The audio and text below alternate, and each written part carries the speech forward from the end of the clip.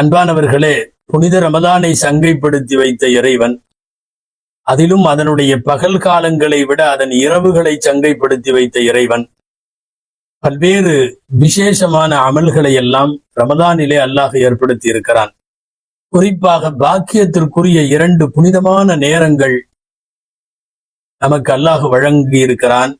ஒன்று சஹர் நேரம், இன்னொன்னு இஃப்தாருடைய நேரம்.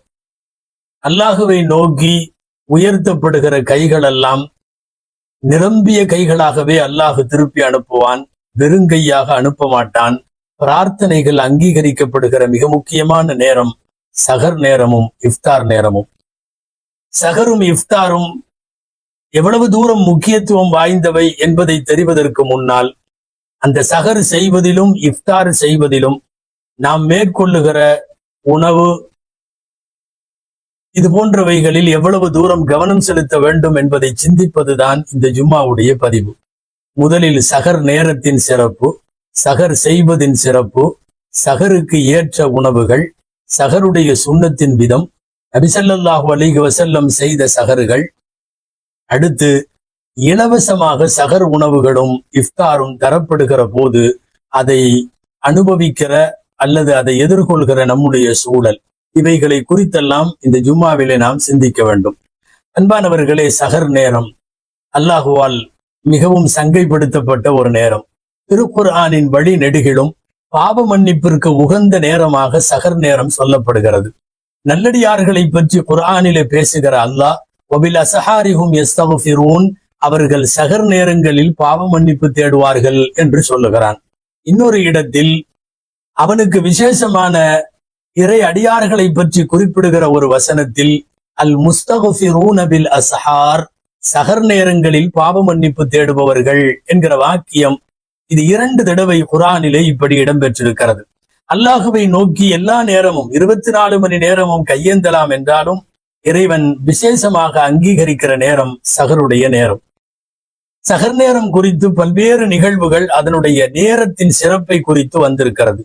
திருக்குர்ஆனில் ஒரு செய்தி, ஹஜ்ரத் யாக்கூப் அலைஹிஸ்ஸலாம் அவர்களுடைய மக்கள் யூசுப் அலைஹிஸ்ஸலாமுக்கு அவர்கள் செய்த பல்வேறு தீங்குகள், அவர்கள் கொடுத்த இன்னல்கள், இது எல்லாம் முடிஞ்சு இவர்கள் செய்த தீங்கு வெட்ட வெளிச்சமான ஒரு சூழ்நிலையில் இவர்கள்தான் இந்த மாபாதக செயல்களை எல்லாம் செய்து விட்டார்கள் என்று நிரூபணமாகிவிட்ட நிலையில் தந்தை யாக்கூப் அலைஹிஸ்ஸலாமிடம் வந்து அவர்கள் சொல்லுகிறார்கள், காலு யா அபா நஸ்தக்ஃபிர் லனா துனூபனா, எங்களுடைய பாவங்களை அல்லாஹ்ட்ட நீங்க பாவ மன்னிப்பு தேடுங்க அப்படின்னு சொல்லி தந்தை இடத்திலே கேட்கிறார்கள்.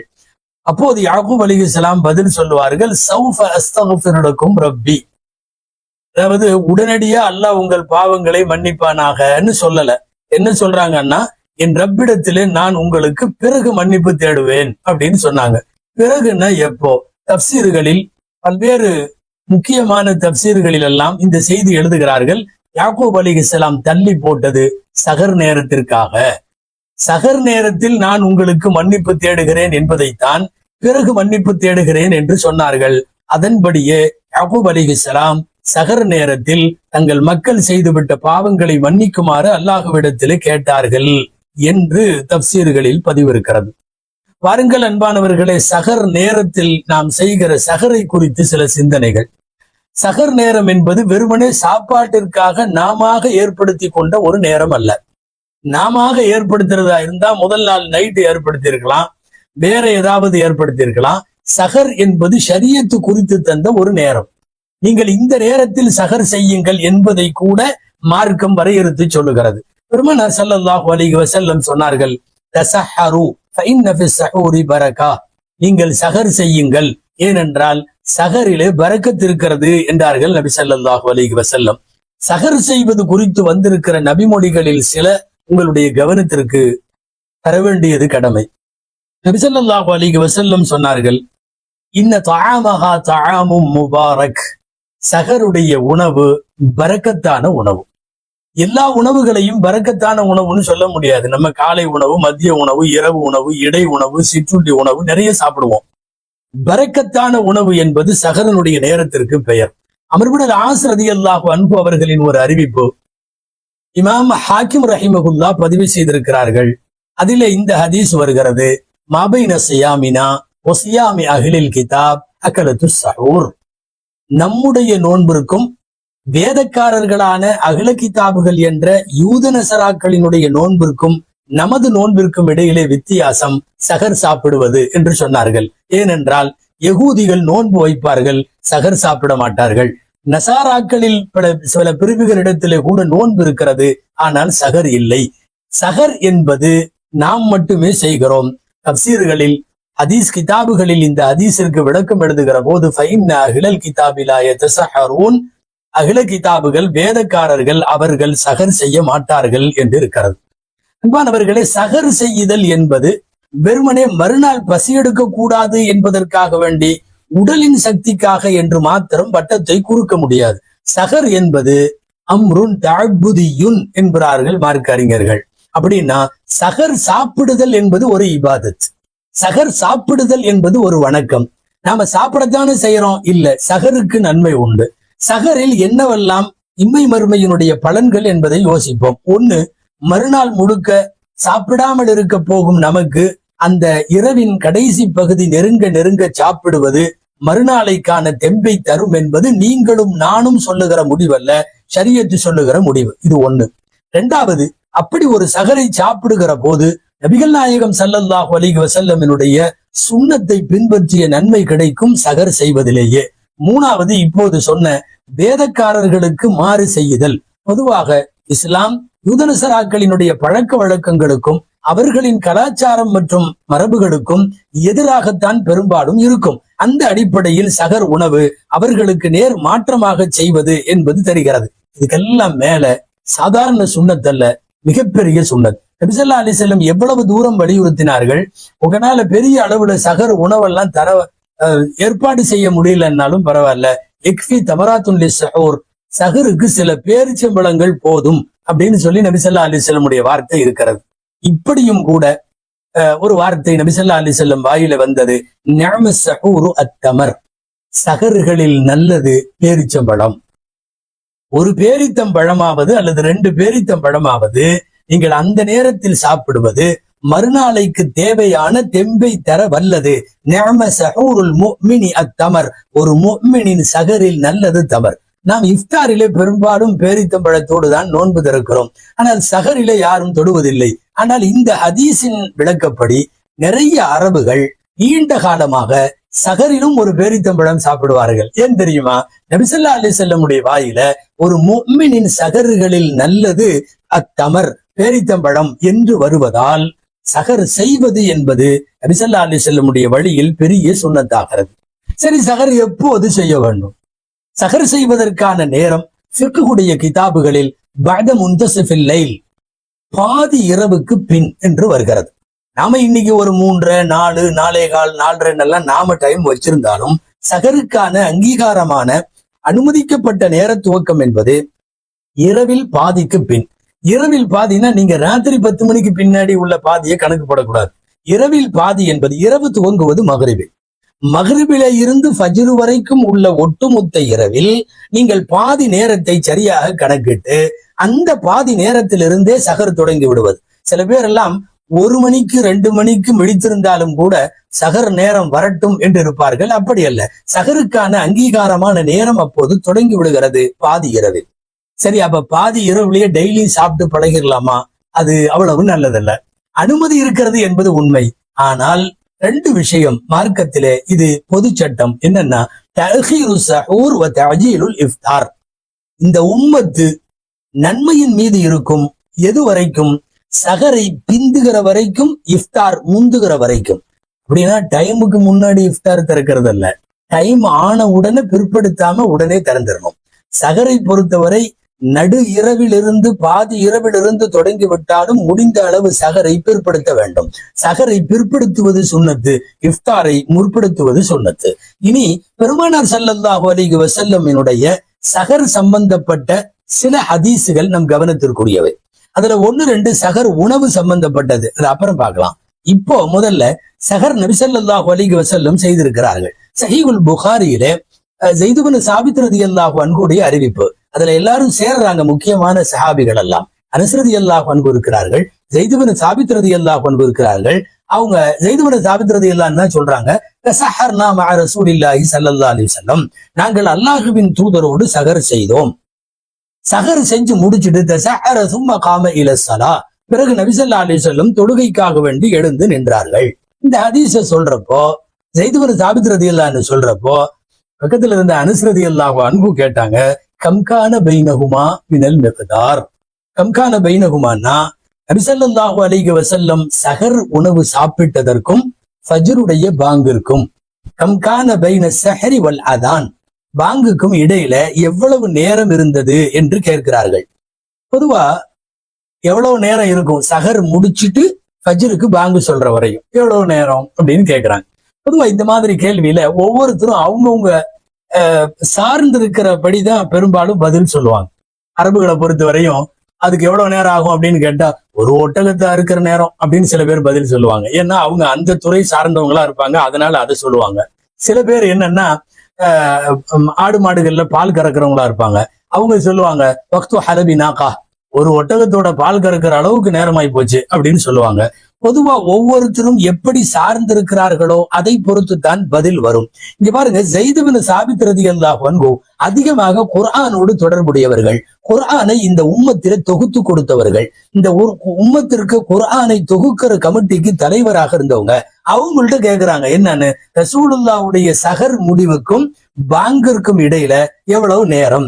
குர்ஆனை சார்ந்தவர் எப்போதும் குர்ஆனை சார்ந்துதான் பதில் சொல்லுவார். அவர்கள் சொன்னார்கள், என்ன ரெண்டுக்கு இடையில வித்தியாசம் இருந்தது அப்படின்னா, மிக்தாரு 50 ஆயா, அதாவது நபி ஸல்லல்லாஹு அலைஹி வஸல்லம் 50 ஆயத்துகள் ஓதுகிற அளவுக்கு அந்த ரெண்டுக்கும் இடையில இடைவெளி இருந்துச்சு. 50 ஆயத்துனா, அதாவது நபி ஸல்லல்லாஹு அலைஹி வஸல்லம் சஹரை முடித்து விட்டார்கள், ஃபஜ்ர் தொழ வேண்டும், அதற்கு பாங்கு சொல்ல வேண்டும்.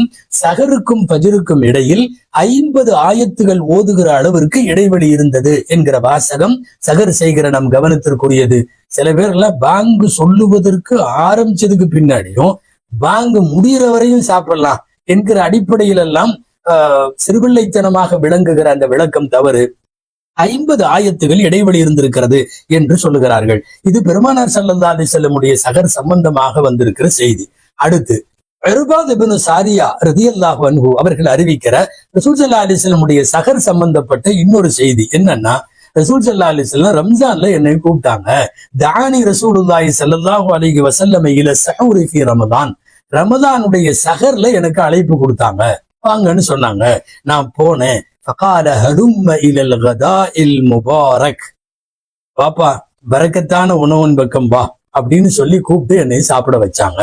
இப்போ ரசூலுல்லாஹுடைய வார்த்தையில ஹலும்ம இலல் கதாஇல் முபாரக், பாக்கியம் பொருந்திய உணவு, அதாவது தட்டுல இருக்கிறது சாப்பாடா, ரொட்டியா, பேரிச்சம்பழமா, தயிரா, பழமா, கறியா, மீனா, இல்ல என்ன இருந்தாலும் பரவாயில்லை, சஹர் நேரத்தில் தட்டில் இருக்கிறதா, அதுக்கு பேர் அல் கதா உல் முபாரக். அபூதாவுது நசை ரெண்டிலேயும் நோன்பு சம்பந்தப்பட்ட பாடத்தில் இர்பாத் இப்னு சாரியா ரலியல்லாஹு அன்ஹுடைய இந்த ஹதீஸ் பதிவாகி இருப்பதை பார்க்கிறோம். அன்பானவர்களை, இதே நசை ஷரீஃபில் நம் கவனத்திற்கு வரவேண்டிய இன்னொரு செய்தி அப்துல்லாஹ் இப்னு அல் ஹாரிஸ் ரலியல்லாஹு தஆலா அன்ஹு அவர்கள் அறிவிக்கிறார்கள். என்ன, சஹாபாக்களில் ஒரு சஹாபி, நபி ஸல்லல்லாஹு அலைஹி வஸல்லமுடைய தோழர்கள்ல ஒருவர், ரசூலுல்லாஹ் சஹர் செஞ்சுட்டு இருக்கிறப்ப உள்ள நுழைஞ்சிட்டாங்க. தஹல அலா ரசூலில்லாஹி ஸல்லல்லாஹு அலைஹி வஸல்லம் வஹுவ யதஸஹர், நபி ஸல்லல்லாஹு அலைஹி வஸல்லம் சஹர் உணவு சாப்பிட்டு இருக்கிறப்ப உள்ள நுழைஞ்சிட்டார். ஃபகால், நபி ஸல்லல்லாஹு அலைஹி வஸல்லம் அப்ப சொன்னாங்க, இன்னஹா பரக்கத்துன் அஅதாகுமுல்லாஹு இய்யாஹா ஃபலா ததஊஹு, இது சஹர் பரக்கத்தாகும், அல்லாஹ் உங்களுக்கு வழங்கி இருக்கிறான், அல்லாஹ் உங்களுக்கு வழங்கிய பெரிய பரக்கத், அதை விட்டு விடாதீர்கள் என்று சொன்னார்கள் நபி ஸல்லல்லாஹு அலைஹி வஸல்லம். அதனால் தான் என்ன வாய்ப்பாவது ஏற்படுத்தி சஹர் செய்துவிட வேண்டும் என்பதை சொல்லப்படுகிறது. இதுவெல்லாம் சஹர் குறித்து காணப்படுகிற நாம் அறிந்து கொள்ள வேண்டிய நபிமொழிகள். இறுதியாய் ஒரு செய்தி, சஹராக இருந்தாலும் இஃப்தாராக இருந்தாலும் யாருக்காவது சஹருக்கு உணவு கொடுத்தால், யாருக்காவது இஃப்தாருக்கு அவர்கள் இஃப்தார் செய்வதற்கு தேவையானவற்றை உணவை ஏற்பாடு செய்து கொடுத்தால், உண்மையாகவே அந்த செலவு பாக்கியமானது, அல்லாஹ்விடத்தில் ரொம்ப பிரியமானது, நம்முடைய செல்வத்தின் பரக்கத்திற்கு காரணமானது. சொல்ல போனா ஒருவருக்கு இஃப்தார் செய்வதற்கு தேவையான ஏற்பாடு செய்கிற போது அவர் நோன்பு வைத்த கூலி அளவுக்கு இந்த ஏற்பாடு செஞ்சவருக்கும் கிடைக்கும். இதனால் அவரின் கூலி ஒன்றும் குறையாது. இது நபி ஸல்லல்லாஹு அலைஹி வஸல்லமுடைய வார்த்தை.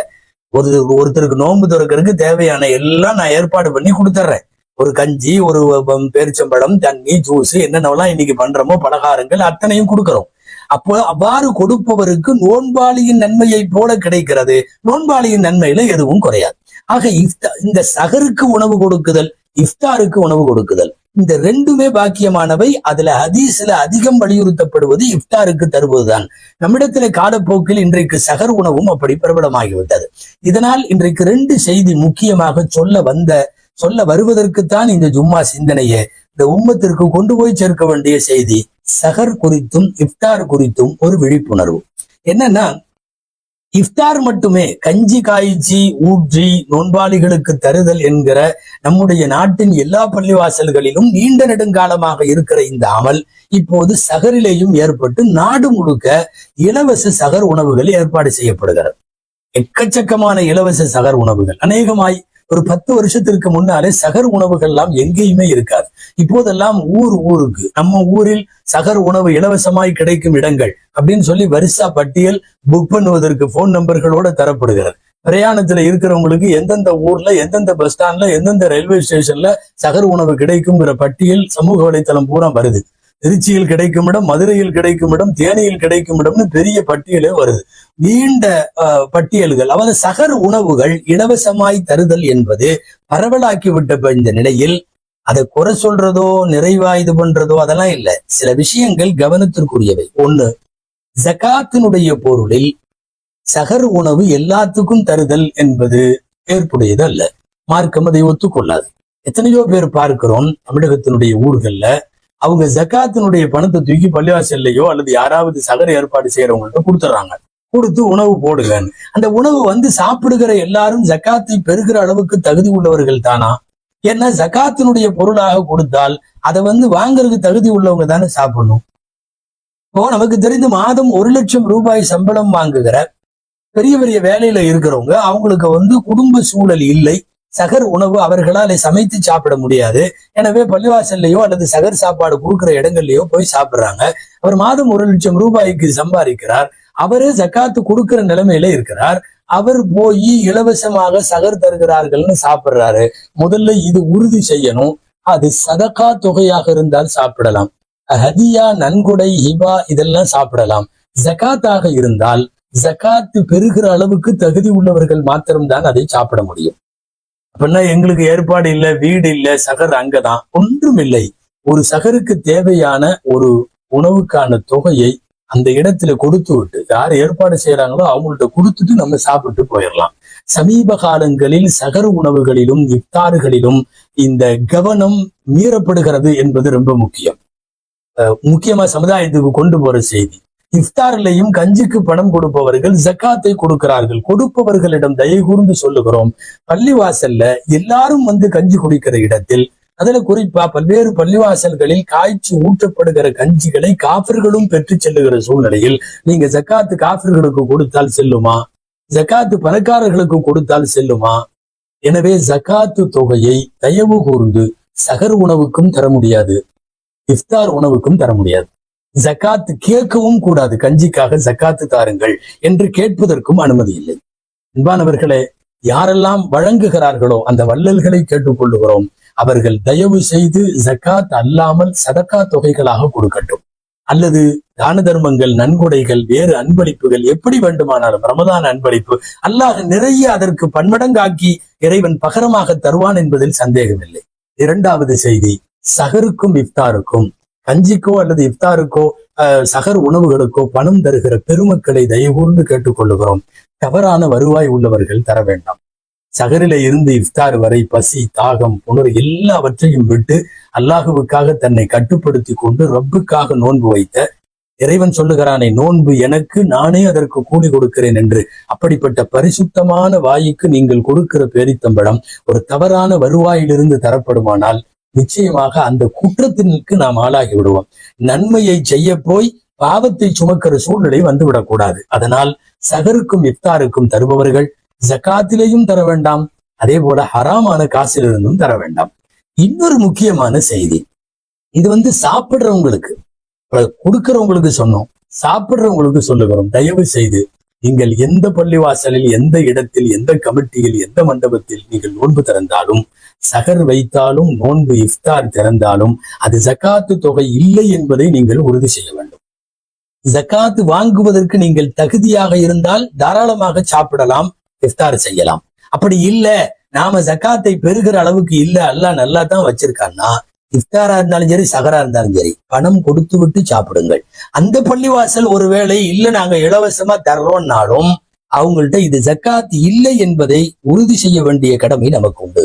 அன்பானவர்களே, காசு பணம் கொடுப்பவர்கள் இந்த விஷயத்தில் இஃப்தாரிலே கவனம் வேண்டும். எல்லாவற்றிற்கும் மேலாக மாண்பிற்குரிய பள்ளிவாசலுடைய நிர்வாகிகளுக்கு, சகர் மற்றும் இஃப்தார் ஏற்பாடு செய்யக்கூடிய சமுதாயத்தின் அமைப்பை சார்ந்தவர்களுக்கு மிகவும் பணிவோடு கேட்டுக்கொள்ளுகிறோம். அல்லாஹ்வுக்காக நீங்கள் தவறான வருவாயை நோன்பாளிக்கு கொடுத்து நீங்கள் பாவியாகிவிட வேண்டாம். நாங்க 1000 பேத்துக்கு கொடுத்தோம் என்பது பெருமையான விஷயமாக இருக்கலாம். நீ 1000 பேத்துக்கு தூய்மையான காசு கொடுத்தாயா, நீ 1000 பேருக்கு ஹராமாக இல்லாமல் ஹலாலாக கொடுத்தாயா என்பதற்கெல்லாம் அந்த பொறுப்பாளிகள் பதில் சொல்ல வேண்டும். ஒரு பேரீத்தம்பழமாயினும் நீங்கள் கொடுக்கிற தண்ணீர் பாட்டிலாயினும் அல்லாஹ்விடத்துல பதில் சொல்ல வேண்டும். தவறான வருவாயை வாங்கியோ ஜக்காத்து காசை வாங்கியோ இது போன்ற காரியங்களில் தகுதி இல்லாதவர்களுக்கெல்லாம் தந்துவிட வேண்டாம் என்பதை சமுதாயத்திற்கு கவனப்படுத்த வேண்டிய நேரம். எனவே இலவச சகர் உணவுகளும் இஃப்தார் உணவுகளும் பெருகிவிட்ட கால சூழலில் இது குறித்த பேணுதலை உலகத்திற்கு தெரிவிக்க வேண்டியது நம் எல்லோருடைய கடமை. அல்லாஹு ஜல்ல ஷானஹு தஆலா சகர் இஃப்தார் 2 நேரங்களின் பரக்கத்துகளையும் அந்த உணவின் பரக்கத்துகளையும் நமக்கு தருவதோடு இந்த 2 நேரங்களிலும் இந்த உம்மத்தில் யார் யாரெல்லாம் அல்லாஹ்விடத்தில் கையேந்துகிறார்களோ அவர்கள் அத்தனை பேரின் பிரார்த்தனைகளையும் அல்லாஹ் அங்கீகரித்து அருள்வானாக. இன்னமும் பல்லாண்டு ரமதானை சந்திக்கிற நற்பேற்றை அல்லாஹ் நம் அனைவருக்கும் நல்குவானாக. ஆமீன். வஆகிரு தஅவானா அல்ஹம்துலில்லாஹி ரப்பில் ஆலமீன். அஸ்ஸலாமு அலைக்கும் வரஹ்மத்துல்லாஹி வபரகாத்துஹு.